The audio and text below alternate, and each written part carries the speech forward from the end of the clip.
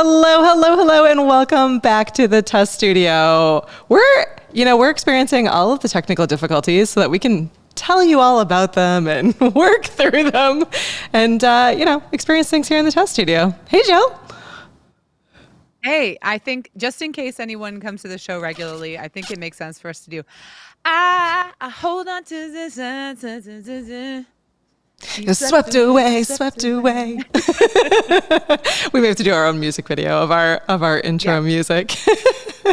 We have Parker in the house. We have Louise, Mr. Paul, Duncan, moderator, and Business Growth Ready. Thanks so much for hanging out with us today. Woo-hoo. We are a little bit lower key than normal. We're having some camera issues. Doc was trying to help me through them, but when I solve them, I'll let you know what happened, and then we can all learn from it.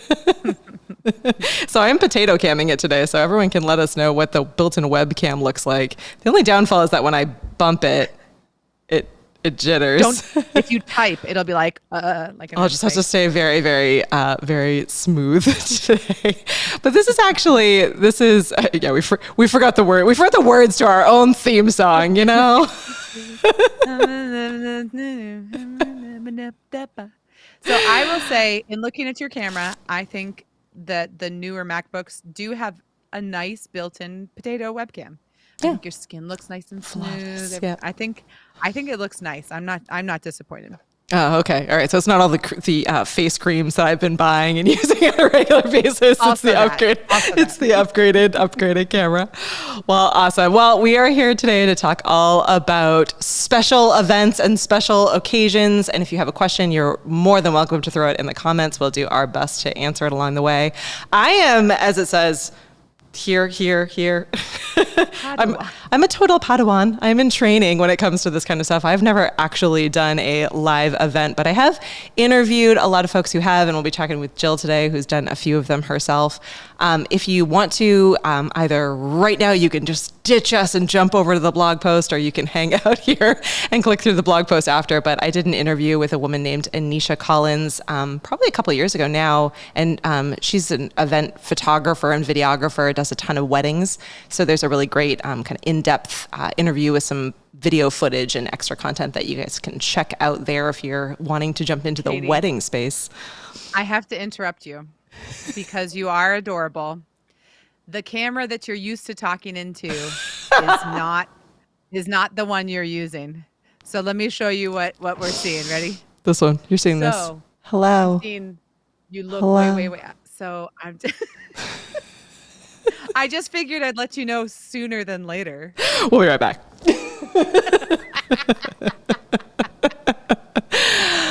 Oh, it has been really a very good day up until now. And I've gotten into such a habit of not leaving a ton of time. I don't have a ton of time on Wednesdays to set up here in this space. I work in the other office usually on Wednesdays. I probably should change that around. But it doesn't give me a bunch of time. Maybe next week we'll go live at like 4:10. Good thought. Just to give that buffer time. But yes, as Katie mentioned, we're getting into event season. So graduations, even proms. Some people are doing like a red carpet event, weddings, dance recitals, a whole bunch of award ceremonies and stuff like that. Everything happens in the spring. I don't know about you guys, but I had to buy myself a paper planner yesterday because I have all of the Google calendars, I have the Outlook calendars, and I'm just like, oh my God, I feel like I need to write down everything that I have coming up manually in multiple places just to make sure I don't let any balls drop. But I know stickies everywhere. Stickies everywhere. To be a Jedi, I guess the major events that I've done for hire using Ecamm, of course, have been graduation ceremonies, dance competitions, awards ceremonies, banquets, corporate events. I'm going to be live streaming a dance recital coming up next month. Yay! Which is exciting and nerve-wracking because it's one of those things where, it's a ticketed online event. Or a hybrid, but the people that are watching online. So there are certain events that I think we're going to talk about some things that need to be like outside, super mobile, because I think that most of the people in the community that are using Ecamm on the regular are used to like controlled areas. Control environments, being in their own studio space. Or what we've been speaking about a little bit earlier in previous events where it's, maybe you're not in your own space, but it's still an indoor space or a space where you can go, early and plan out and work with facilities to get it looking and feeling the way that you want. So that's a really different world than graduation ceremonies or sometimes even weddings where it may be outside, which adds in a bunch of different elements. So I guess that would probably be my first question. How do you approach or think through dealing with the elements? I know here in New England, it's been like nonstop wind party every day. What do you do in those kinds of situations to be able to really make sure that the audio comes across okay? Or how do you plan out for the kind of unplannable or hard to plan out for moments? So there are a number of questions, and by the way, thank you, Rodney. I just turned up my microphone, so let us know if that's better. I'll do one more little notch. I messed with it on my end too, so hopefully now we're not totally. I'm in the house.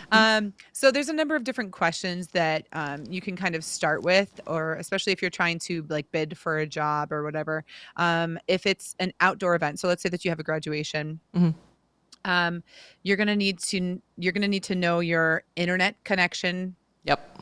First and foremost, because if there's something that it is not an option to live stream, then it's okay to let your client or your company or whatever know that you can still record it multi-camera, live to tape, and have it uploaded within the hour. But if there's going to be really strong internet issues, or if it's just not a possibility, then just let people know. Setting expectations for sure. Yep. 100%. And making sure that you can get there before the event to do a number of tests. For show and tell today, I have two things I'm going to show you. Oh my God, I just dropped all the things. Oh no. So this is, I don't have all the antennae plugged in, but this is the Pep Wave, of which I've talked about a lot. This is what Katie needs here in the studio. Yes, it's the Max Transit Duo. And so there are, it takes a little while to set up, I'm not going to lie, but there are 2 SIM card inserts.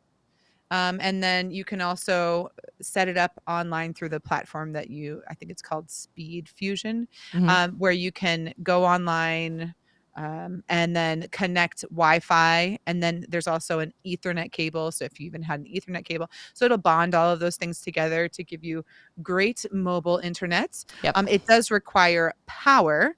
So after you figure out, all right, am I going to actually be able to live stream outside at this event, and what your internet connection solutions are? And I've heard really great things about 5G hotspots. So, I mean, technology is continuing to progress and evolve. So there's lots of different solutions. And I suggest checking out the different conversations in the Ecamm community.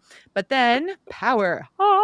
So, of course, you should have in your toolbox a really strong, long, orange, easy to see power cable that you can connect to whatever outside of building or whatever. I mean, I have a number of those, and then also have a number of power strips. There's also those battery backup power strips that, like, if something gets unplugged, it like does a little alarm, but it still keeps you going. Yeah. But this redonkulous thing, it doesn't look that big, but I can't even. It looks pretty big. The fact that you're holding it with one hand is kind of impressive. It's because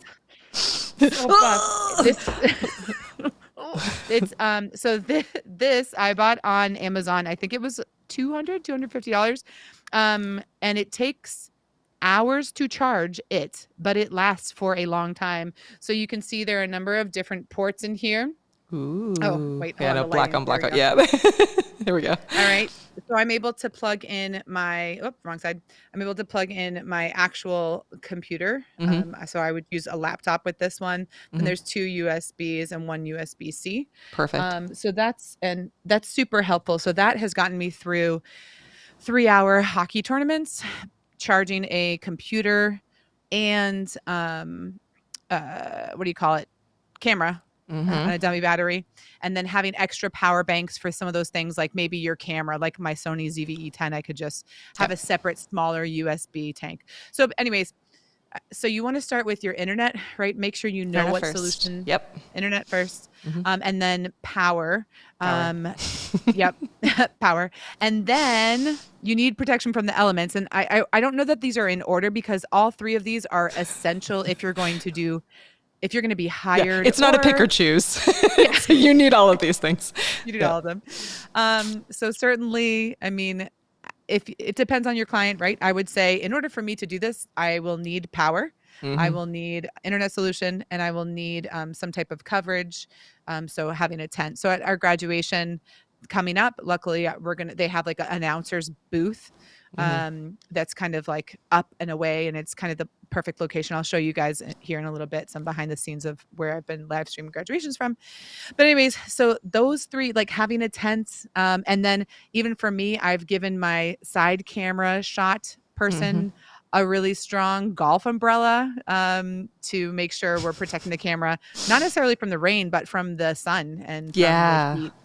That's actually a question that's coming in here right now, which is important on thinking through the lighting. So that's interesting. You have an umbrella to be able to kind of protect kind of from the sun, and maybe even kind of control some of the sunlight. I mean, that's interesting. So for Constance, let me just read this. How important is lighting for each video? Constance, if you're in a studio space or a home office, or someplace where you can control the light.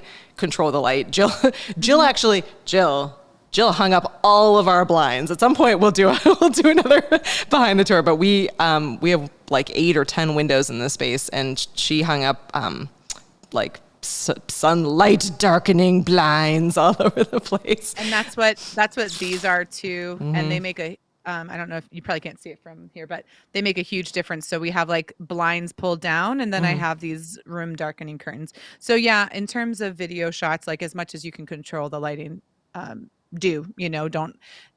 But for outdoor events, you want to make sure your internet, you have your power set up, and you have, what was the last one? Oh yeah, like an umbrella, tents, stuff like that. But then also like knowing what gear you really need and where your redundancies are. Because let's say that you're doing a wedding and they're like, no, it's really, really easy. We just kind of just want one thing. But if you're running your computer and cameras, I would recommend either using a switcher or have a Stream Deck or have some hotkeys set up so that you have like a static wide shot. And if you and that can be from your cell phone. That's what I did last year for graduation. I had multiple cameras, but I really liked the super wide shot that I got from using the Shoot app or Filmic Pro. I can't remember which one, but turning my cell phone into a super wide angle lens. So having multiple cameras, but really understanding your client's needs and what's the most important thing.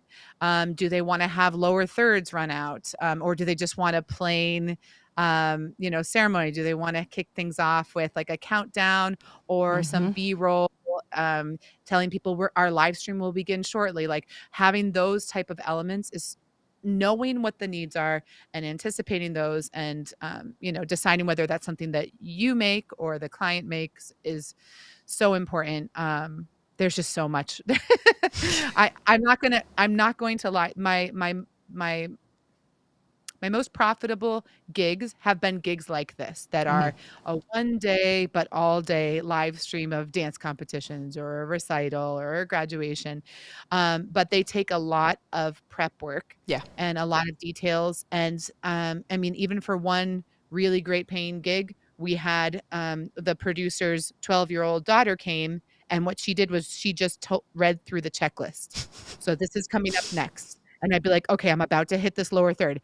Is this the team? Yes, it's the team. For sure? Yes. Great. Because when you're producing and running cameras and checking audio, and we'll talk about audio here in a second too, but when you're doing all those things, having an assistant, even someone that's not tech-minded, is extremely helpful. Even to just be a runner. Hey, you know what? This is about to die. Or, you know what? Get me some gaff tape. That plug keeps coming unplugged. There's just so many things. So having someone, even, someone in your family that can attend, or someone you can pay like on the cheap, on the low, just to be your runner or your go-to person, or to just watch everything while you run to the restroom.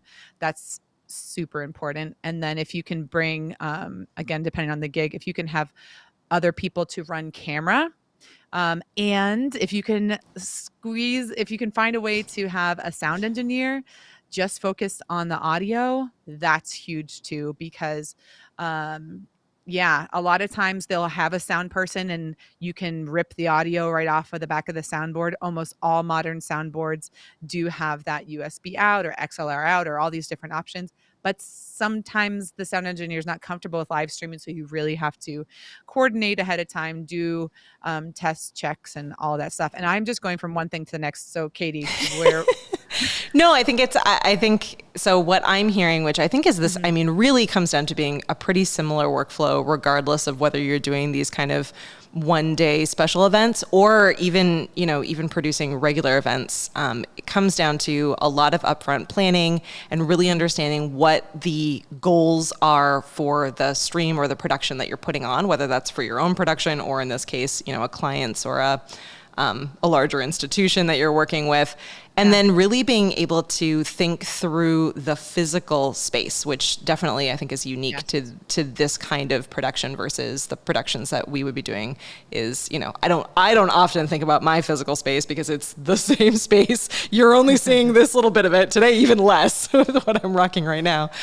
But obviously if, as we're thinking through, or even as we've been planning out, in-person trade shows and conferences, we're always thinking through like, how busy is it going to be? Where are we in proximity to other different people who might be really loud, or, what kind of foot traffic is going through that might be going in front of a camera. It often one walkthrough and then a couple of tech checks, would be really, really huge versus I think some of us are just, especially as you're just getting into it. I think we all have a tendency of being like, oh, well, we'll just do one like rehearsal. We don't want to like bother the venue or like, be there too often, but having a really good understanding of what that's going to be like, ideally even a little map or drawing or illustration of where everything is going to be really huge. Even if it's, mostly just you doing it, having that visual next to you or near you in some way while you're in the space is going to help kind of understand like, okay, that camera is there and that's connecting in here. And, here's what happens if this one goes down, or here's where I need to, to be able to get to. So I think the planning stage is important. Yeah. I'm going to see if I can quickly pull up, the little live streaming PowerPoint, and it's probably linked in, I'm sure it's linked in my other stuff that we've shared over the years. Oh yeah, here it is. Hold on. So I'm just going to share my screen just on the fly here. Okay. So I don't know how beautiful this looks, but that's okay, guys. So, I mean, even for this is a simple checklist, and this isn't the one I was looking for. Oh, no, it is. So this was literally our space for like when we were live streaming basketball. The basketball was over here, and this was like this little ledge where we had another camera, the announcer, and this was for our nat sound. So like having little visuals like that are helpful and kind of necessary to make sure where's everything going to be, and having a double checklist and everything like that. I keep looking up at that other camera. Sorry. I'm like, yes, nowhere near your eyes. Absolutely, Jill. You are killing it. Oh man. Yeah. I think all of those kinds of maps are super helpful. We shared one, recently on the blog, posted kind of an ultimate guide to live streaming, and in there Doc was kind enough to share just a map, even just to his studio. And it's like, just having a good understanding of like how everything is connecting is going to help you troubleshoot if anything goes wrong. It's going to help you have a really good understanding of, where things could go wrong, how everything is connected, where the audio is coming in and out, where the video is coming in and out. I've been finding it super helpful, and I'm still certainly learning a ton of it as I go, but being able to see that on a drawing and then be able to see it in the real space helps you get a better understanding of like what you need to check for, what could be causing issues. So I think it's huge. Right. Yeah. And when you were saying doing multiple tests, so like let's say you've got a graduation that you're going to stream on a Sunday morning at 11, testing your internet connection over and over again, and not just doing a speed test, but actually doing, and we've talked about this so many times. I know it's annoying, but for these events, you must do it. Take my advice. Don't risk it, because you don't want to be hot, sweaty mess trying to solve a problem. on the day of the event that cannot be redone. So anyways, doing speed tests, but doing actual streaming to unlisted links or private links from the location using the gear that you're going to use. Do it. And then audio tests. So I had this one random thing happen right as we were starting a paid live stream. It was for a dance competition. When we did a test with the DJ, everything was fine. But then when we actually, and I think I might have shared this another time, when the DJ hit the first dance team's song, it was really heavy in bass.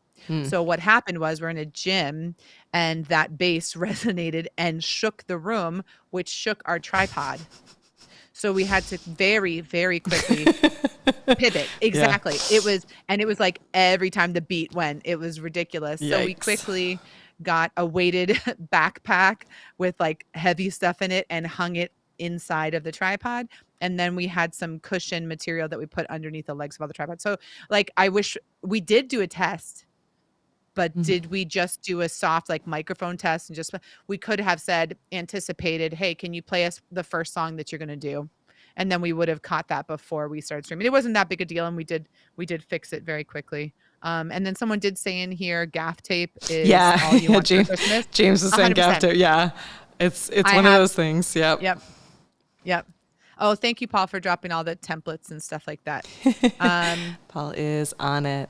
Yeah, and Duck is saying tier 2 to have 2 internet connections. I definitely suffered from that last week. We're looking into continuing to update the studio here and make sure that we have everything that we need. But again, I was wired in the studio space but the internet is just bad here in the city of Amesbury and doesn't seem to matter how prepared we are. So I think for us, we'll look to having another additional internet connection that we could switch to if anything happens, because this is a space that we're planning on doing more and more live videos and content from. So, and Alfie's asking. Sorry, no, go ahead. Alfie's asking about speed tests. Yeah. So you were probably here last week when things were going dicey. I did a speed test. I've been getting into the habit of doing speed tests fairly regularly because I'm constantly on location. We have multiple offices and then I have my home office. So I've been testing a lot. And everything was fine before we started. And everything was fine when it literally was just going out. Like it wasn't lowering, it was just no internet and then internet back again. So it was one of those situations where I think really the only solution would have been having another internet source, whether that's having a hotspot or having a different source. So but that's a good question. Can you pull Doc's last comment up here on the screen about copyright music? Yes, one sec. I'm scrolling back through for it. It should be like the last. Well, it's the last one I see. Yeah, don't live stream. DJ got it. Yeah. All right, so let's talk about this real quick, and I will drop a link later on with a potential solution. But I've recently started my own website, so that's kind of I haven't really shared it with the world because I'm just kind of like being like I'm just like working on it. I'm just like not ready to share it yet. But it's What is it? It's the longest company ever. creativecommunicators.com. But I'm going to work with a company, and I'm just blanking on it, and I don't have my phone on me right here, but I'm going to work with a company to allow me to live stream to a link within my own website, because I'm going to be live streaming a dance recital coming up soon. Mm-hmm. So the good news is that the ticketing platform that does the in-person tickets also will do the virtual tickets. So that's like something that I don't have to outsource, which is really nice because I have enough things to worry about. But I was like, they said, well, you can give us a Zoom link if you're worried about copyright. I'm like, well, I am worried about copyright, but I don't want to give you a Zoom link because even though I have the like super highly expensive, beautiful Zoom that will do HD, I still I don't want to, it's still going to do a big downgrade. So I'm going to pay, I think it's like $120 a month or something like that. But if you're doing consistent streaming and monetized streaming. So anyways, what's going to end up happening is I'm going to sign up through this company. And again, I will share it later because I just can't remember what it is. I'll be able to put basically I'm streaming to my website.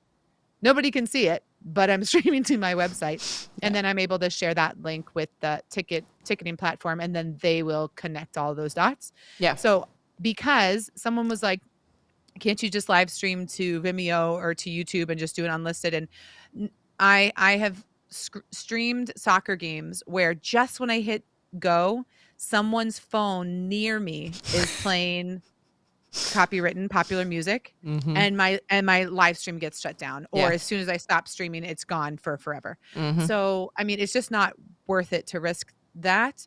And there's probably a lot of different ways to do this, but for sure, make sure you know your what you're going to do if you're going to be live streaming something that might have music in it, that even if you have the licensing to use it, you might still get flagged and you might have an issue. So that's probably a whole nother conversation, but that's super important. So even with a wedding, right? If they're playing other music, maybe if you're just live streaming a wedding for the sake of family members that can't be there, then maybe you record it on Ecamm in the highest quality, and maybe that's the right time to stream it to a Zoom, so that people can't be there can be there, and then you're not going to run into copywriting issues, if that makes sense. So I mean, that's probably something that I would imagine the couple and the family are not really looking for their entire wedding ceremony to be like publicly up on YouTube for the most part anyway. I mean, some people, maybe, but in general. Or maybe they want it on Facebook, but exactly. That same issue with Facebook too. Yeah. So, so let's look at that, like having it kind of password protected or behind a paywall, or in a, in a Zoom where it feels like more of a private experience is probably a better experience for a lot of those events, as well as, kind of helps to control some of those issues. Doc's got lots of advice in the comments. Doc is just nailing it with the advice. Unlisted can get copyright strikes as well. Absolutely. Doc He's mentioning Mixcloud. Yep. And then there's mixcloud.com for anyone that wants to learn more about that. That's a really good point for a lot of these different kinds of events, particularly weddings and graduations and dance recitals. They are probably going to have, DJ played music or popular music that would cause a ton of issues. So I think that's really good to think through, like what is the end result and the goal of the organization that's bringing you on to do this? Like how important is the live streaming experience versus the quality and the kind of control that a recorded video would bring? You could still have it feel like they are experiencing the event and being there, even if they're not physically there, without necessarily doing a live video. So I think it's worth having those conversations with clients to figure out what their goals are, because they might just be in their head where they're like, we need to live stream it, but they haven't actually thought through what the best situation would be for that experience, for sure. Another example of that, which, if you can be the type of consultant or subcontractor that is saving your client money, or letting them know that maybe what they think they want or what they think they need is not what they need, that's really, really valuable. So for us at the Economic Development Corporation, the mayor was asking about streaming, and he's like, why aren't you streaming to your website when you're live? Which was a fair question, because a lot of people might not be comfortable on social media. They might not know how to use the YouTube, but they might know how to use the website. And so if we wanted to add that streaming feature to our website, or if they did rather, it would cost them more money on a monthly basis, and they might only get 1 or 2 views. Like it's really not the most important thing, but they work with the person that set up their website, and they're like, oh, just give us the live stream link on YouTube and we'll put it there, and it looks like it's playing live. So like they were thrilled when I was like, no, you don't actually have to spend $120 a month to live stream natively on your website. If you just take that link and then you put it in there through, I think they use WordPress. If you put the upcoming YouTube link there, when you go live, it looks like you're live streaming to your website. So there's different things like that. And then also, like you were saying, there's some people, I'm going to do a corporate event coming up at the end of this month, and they were like, yeah, we need to live stream to Facebook and YouTube. We really need to do both. And I was like, so who's your audience? And they why? said, it's parents. And I said, okay, so you have a YouTube channel? Yes, we have a YouTube channel, but we only have like 5 subscribers. And I was like, okay, well, here's the thing. If all of your clientele is on Facebook, and you're wanting to have them comment and interact with it, then just stream to Facebook. But if there's a chance that someone in your community, someone in your audience might not use social media, like my mother-in-law and like a ton of other people, then for accessibility, then stream to YouTube. or if you need to do both, then you can do both. But in terms of like, if you're really wanting to have people interact with it, but you don't have a lot of YouTube subscribers, also, is your YouTube channel, are you allowed to stream from your YouTube channel? If you only have 5 subscribers, then you have to make sure that you have that enabled. Yeah, you might not even have Most it people are enabled. grandfathered in, but if it's a brand new channel, you can't stream. You can't stream until you have 100 subscribers. So there's different things, but the more knowledgeable that people in this community can be to those type of things that are going to come up, the more credible you are and the more hireable you are. And you're going to be able to solve people's problems by saying, have you considered this? What about this? Actually, you know what? Can I make a recommendation? You might be able to save yourself. Maybe you don't need to do restream, maybe just stream to YouTube and then drop the link in Facebook. And then there you go. Then everybody has access. And if they really want to comment, they can click on the YouTube link and go there. So yeah, I mean, that's not exactly what we're talking about in terms of but I think it's all connected. It's all connected, and it's all and understanding.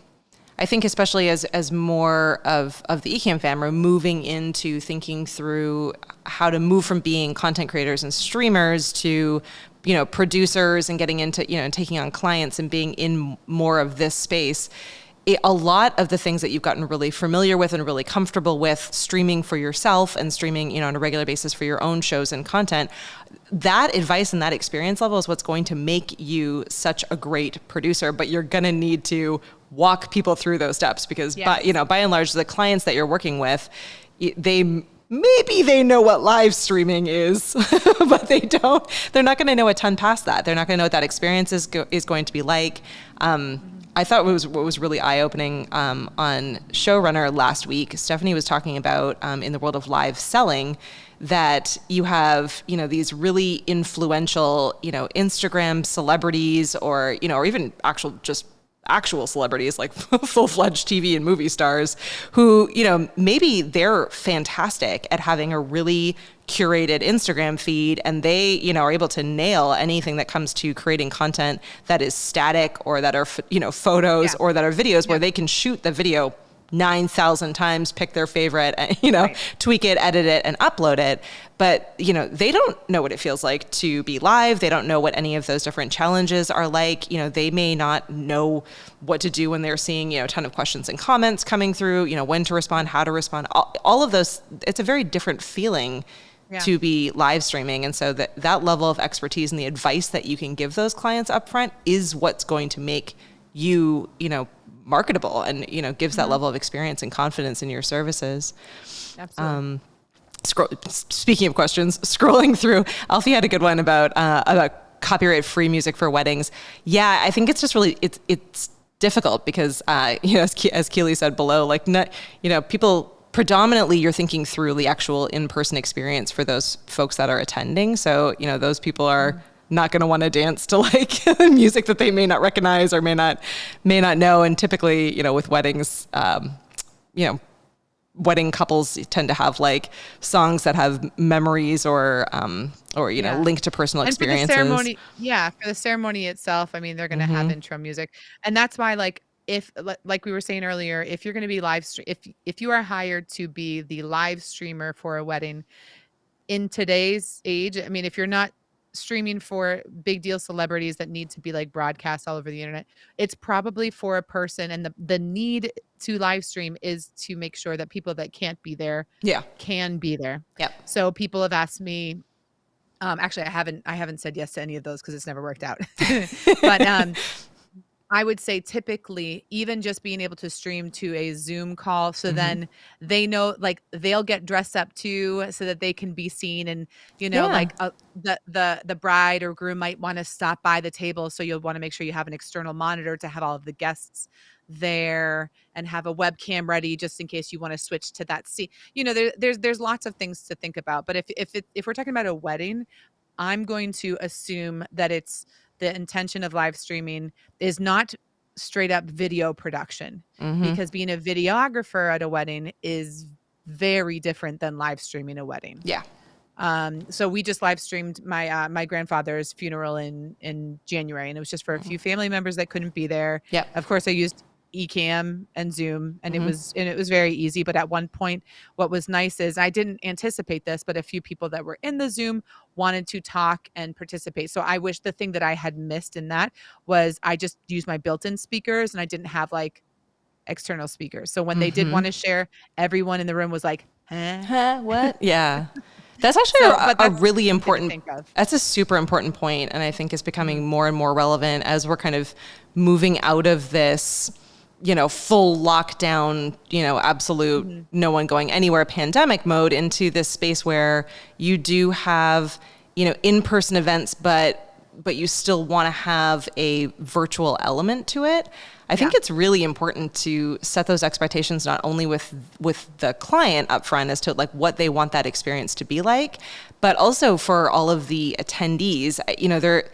There definitely have been a lot of fails that I've seen Yeah. fairly recently where, a lot of attendees, especially for like in-person conferences and events, they're signing up for a virtual ticket and they are expecting it to be the same feeling as when everyone was virtual, and it's not. Both ways. It's not the same. In many Yeah. it should be, or at least if that Yeah. if that's how the event wants to run it, it should be really clear about that. But I have seen very few events recently been able to pull off kind of that hybrid approach. And I think what you said is a big piece that's missing is that they're thinking about it as just a video feed, Yep. but the attendees tend to be thinking about it as I'm going to this event. And so, they may want to turn on their cameras and speak. They may want to, have a live chat and feel as though someone on the other end is paying attention to them, that they're not just sort of sitting out there in the internet, Right. talking amongst themselves. And so I think it's fine if that's not what you want the event to be, but I think you and whoever your client or the event planner is going into that, you should just be really clear about that, because live streaming may not make the most amount of sense, or maybe it's a mix of recorded video and live sessions where you have a time and a place where they're able to interact or able to feel as though they're part of the event. Yeah, and there's some live streaming gigs. Like I will say, the first time I ever live streamed a high school hockey game, I learned real quickly that I should always disable comments on those type of streams, Mm-hmm. because like just turn off the chat. Now I had never planned on integrating the like go Panthers like lower third. I never planned on doing that, but I was like, oh, it'd be nice to just stream and just like have the chat there. Yeah. No, No. no, because the Hawks came in and done blew up our chat and made a real problem for us. Trolls, the hockey The trolls. trolls. And now could I have opened a tab, gone into YouTube and turned that off? Yeah, but if I was already a little overwhelmed by trying to make the most beautiful dynamic live stream ever, I don't want to have to also open up another Chrome browser and try to be playing with that, or have somebody else log in and accidentally, instead of changing the preferences, end the stream. There's just like so many variables like that that you don't have to think about. So that's one of the most important questions that I ask when talking to someone about potentially live streaming an event. Are you wanting any type of feedback or interaction from the people that are viewing, or is it just one way? Yeah. Because for corporate events and training, sometimes they'll be like, no, we want to have like an interactive portion where we can bring in the Zoom contestants into the stream. And I'm like, okay, that's going to immediately up my quote, because that is a lot of extra tech and a lot of extra workarounds. Okay, how am I going to bring that here? I'm going to have another monitor here. Maybe I need another laptop. And there's just things can get really complicated. And if they see, okay, that feature is possible, but it's going to cost an extra $2,000. Maybe, well, maybe we don't actually need that. Maybe we can just use the chat feature and pull in their comments that way. Yeah. So thinking about, where they're wanting to stream to, why they want to stream there, and not in a like, do you really need that? Like, don't talk yourself out of not getting paid buco bucks. But there have been jobs that I have ended up not needing to be hired, but I will be remembered, and hopefully they'll come back to me if they do need those services. But a lot of events don't need to be live streamed. And if they're asking you to live stream, this is like an important part. Okay. If you're being asked to live stream a wedding, multiple camera, they're like, no, we really want it to look great. We want it to be dynamic. We want to have multiple cameras. Keep in mind that a videographer for a wedding, that is a very high paying job. Yeah. Okay. I didn't have one at my wedding. Yeah. Neither did I. So, and expectations are different. If someone's hiring you to live stream their wedding so that it can be their wedding video, the expectations that a bride or a groom might have in terms of production quality and these swooping scenes and making sure you hit every moment when, you know what, some grandma's like leaning over in the aisle trying to take a picture of the dress, you know? So it's like, there's a lot. It's important to have just really super great open communication and make sure you're charging enough, and that another conversation we could have another time. No, Jill, you disappeared. Let's see if we can get Jill back. In the meantime, I'm just going to scroll through, and I'm going to unmute in case Jill comes back in. But I'm going to scroll through and answer a couple of these questions that came in. I love it. We have India in the house. India, good to see you. And Doc is saying that you don't have a Game Changer mug or water bottle. You can order those. You know who to order those from. Over here, merch.ecamm.com. Alfie, yeah, you suggested a lot of really great merch during the Q&A, I think it was. A lot of it's in production. Oh, Jill's back. A lot of it's in production, and some of it is coming soon to the site. So some of it's out now, and then some of it coming in the next little bit. We have a lot of cool stuff. Hey, Tori, how's it going? Yeah, Altar Live is one of those platforms that is right now still branded for churches. So we use it even though we're not religiously affiliated, and most of our team are atheists. But yeah, we use it fairly often. They do still have church like iconography in their like design. So if that's important to you, they are working on a white label option that hopefully will be out this year, but they haven't released a timeline on that yet. But they know that there's potential beyond religious institutions. So it's worth keeping an eye on. We definitely love it. Jill's gone to the dark side, and Jared's in the house. I love it. Jill, are you back? All right, I'm here. Jill's computer is back. Look at that. I was gonna show you some behind the scenes of let's see it. Graduation, because just you. Just me. Hold on, I got a cough. Oh no. I'm so dramatic. All right, so for in-person productions, if you have like a graduation ceremony coming up, if you would like to be hired for something like that, or if you've got one of those gigs, I've found this is my 3-camera setup. I'm just gonna let this play. I'm in an announcer's box. I've got a Canon 80D, and then I've got an X. Oh shoot, I'm gonna mess it up. I could probably just let it play and it'll probably show me. I got a camcorder. Sexy I camcorder. use it all the time. I just forgot. And then that was my little wide shot using my the Shoot app or the other app. But anyways, I have my checklist there on the bottom. You can see. And basically I had my computer. This is the best quality video ever. There's my wide shot. And then the camcorder I used as like the tracking shot because it was just so easy to quickly and easily zoom in and zoom out. That's the nice thing about camcorders for these type of events. And then and now it's upside down. Good God. What type of B-roll am I showing here? And then I had just a very simple, cheap, I don't know, $50 TV as my monitor. And then, I used everything in Ecamm. I had a ridiculous amount of overlays for all of the names. I made all those names. Oh my God. Actually, let me go back to just me for a second. Thank God for all the updates in Ecamm, because the past 2 years I've been making all of the lower thirds because I really, in my mind, I wanted to have all of the students' names slide they want out. them to feel special. Yeah, exactly. I wanted an icon of like a panther or a graduation cap, and then I wanted the names to slide Katie. out behind. Here's right? Jill. Yeah.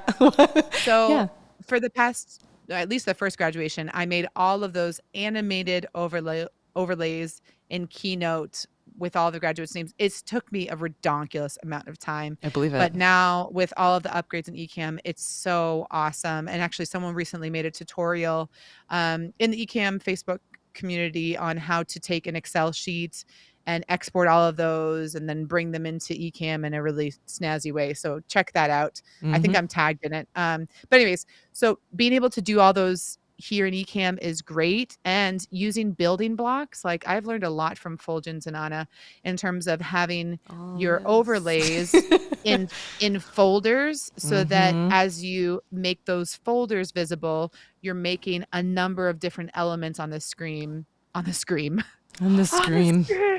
visible at the same time. So yeah. Jill's gone to the dark side. Sorry. Jill's gone to the dark side. Was it a Vixia camera? No, it was a Canon XA1021. I can't remember. It was a Canon. We'll grab Jill's. We'll grab Jill's list. I think the main points to take away from this episode as we near the end here are that, we talk a lot about gear as a group and and in a lot of these broadcasts, and gear certainly is incredibly important. But I think really when it comes right down to it, having a really good understanding of what the goal is, what the space is, and what the plan is going to be hugely important to winning these contracts, because in the end, most of the gear that you're going to be using is going to be fairly high quality if you're at this level and you're getting into production. Really what's going to come down to making you stand out from anyone else is having a really solid plan and having the confidence in yourself to know to know what your customer wants, and what and what what the best outcome for those clients is going to be. As many times they're not going to know it themselves, that someone has told them that they need live streaming with their event.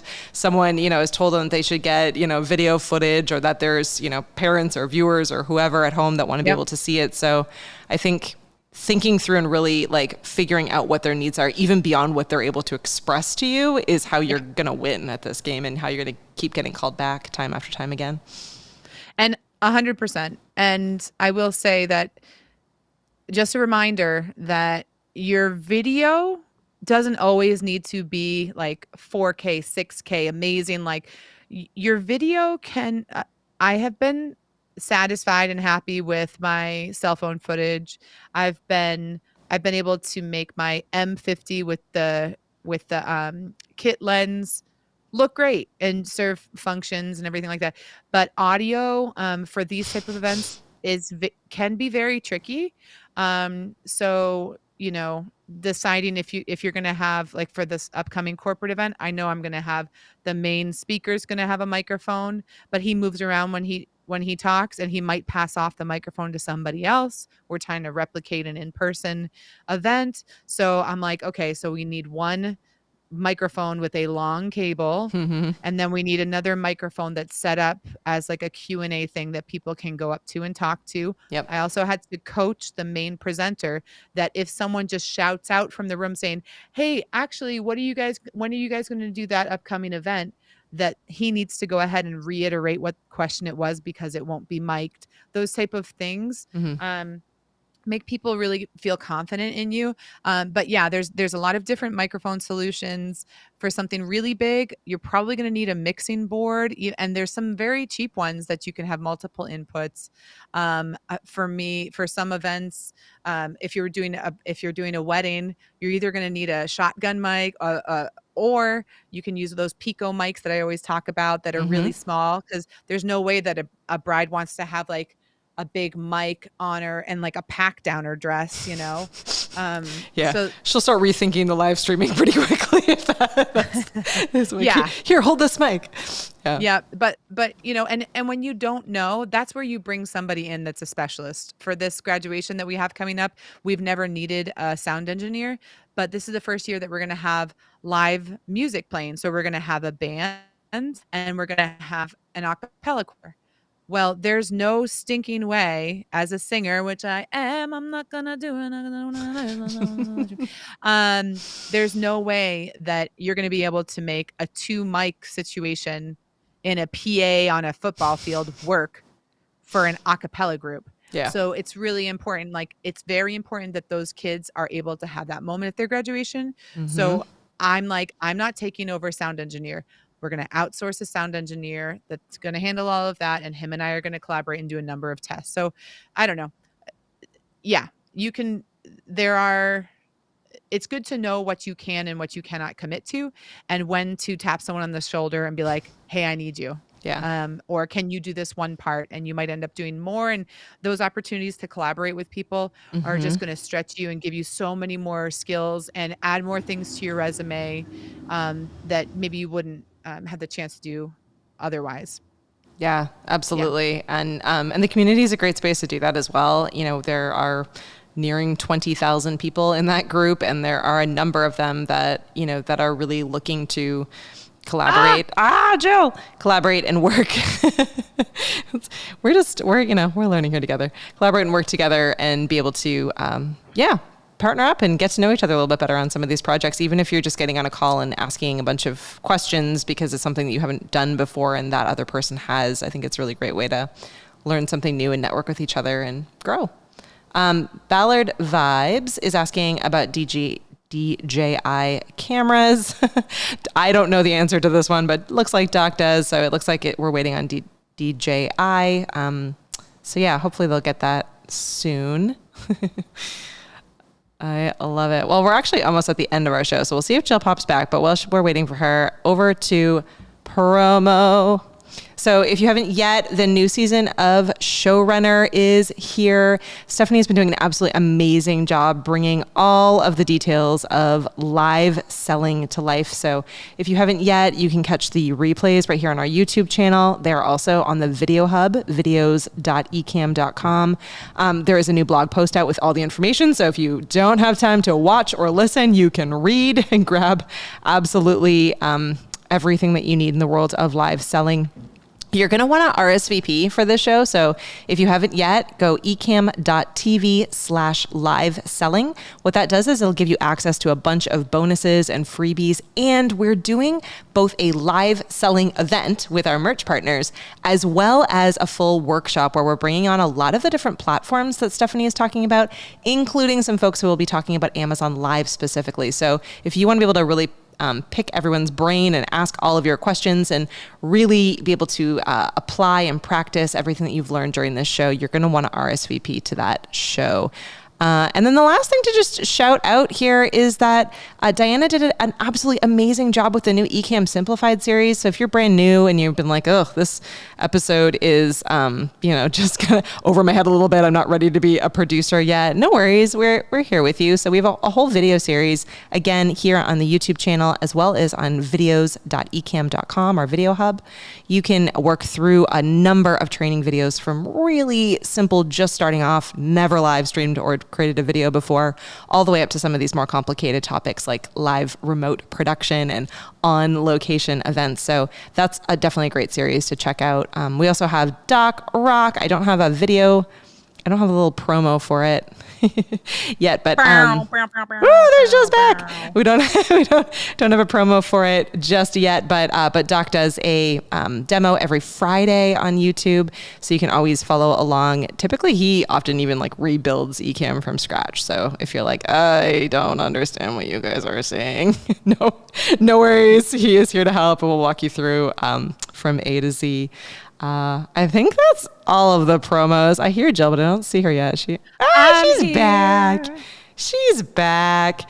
And hey, I will say, so for those of you who have been following along since we started doing this space, so we built out the test studio in September last year, and we invested a bunch in some amazing lights and cameras and things here in the space. But we have a lot more to go. So we'll be over the next few months here just building out the rest of the space and giving us a bit more flexibility in the kinds of broadcasts that we create. So if you're like, hey team, we'd love for you guys to try out XYZ piece of gear or test out a particular workflow or studio setup, we're always happy to do that. We tend to kind of grab things, buy them, and shift them between the different offices. But the goal here at the test studio is to really be able to try a bunch of things out. So if there's something that you want to learn more about, or you're like, oh, I really wish you guys would partner up with this company so we could all get discounts, let us know. Drop us a comment or email marketing@ecamm.com. We'd love to hear more or grab that piece of gear for you and test it out to see what we think. Doc's like, why isn't there a promo for the demo? No, you're not in trouble. We've just been adding promos. Jill and I still need to do a promo for this one just so that people can find these shows better. And we have Sammy hanging out with us here at the end. We did it. Yay. We did another hour of live from the test studio. We did not have any internet issues yet. My camera only went out twice. Yeah, my camera isn't working at all. We started late. I keep looking at the wrong camera, but you know what? Hey, we did it. We got the content out. We're frozen. That's all how it goes. We're in a test studio, so we're going to give ourselves a little bit of mercy here as we play along. But yeah, I'll update everyone on camera stuff, and we certainly will be upgrading our internet here. So as soon as we get that here in-house, we can walk through what we chose, why we chose it, and what the steps were to set it up. Speedify, if you have not heard of Speedify yet, we use that often, and it actually does really save the day. So that's always a good one to have. It does. And if you guys have any questions, so if anybody's watching this and you've made it all the way to the end, or you've joined us late and you have any questions about or need any tips or advice on doing these type of high pressure, one day, can't reshoot events, you can reach out to me, info@creativecommunicators.com, or find me in the Facebook group. I'm happy to, have further conversations like this. Or I've even been thinking like it'd be really cool if there are other people that are doing these type of events that want to do a monthly Zoom call and we can just chat. That'd be great. There's certain things like talking about how to write up a contract to protect yourself and your company, and how much to pay support hands, or these type of things. That's like, as you're starting to do more in-person events and hybrid events, it's really, I'm not gonna lie, it's tough, but the rewards are great. And if you can be a trusted company to work with and be a personable, likable, not phony, like but like be a normal human being that is meeting their expectations and solving people's problems, it's great. Alfie, I would love to play the piano. It's just not plugged in. So. We'll have to bring Jill on to do live music time. That would be fun. I'll do live music sometime. Live karaoke with Jill. I love it. Well, thanks for hanging out with us, Jill. Thanks for everyone's amazing comments and patience as we sort out tech challenges. We'll be back again next week. Same bat time, same bat channel. Let us know what topics we should cover. We're happy to take any feedback. And we will see everyone in the community. Thanks, everyone. Bye.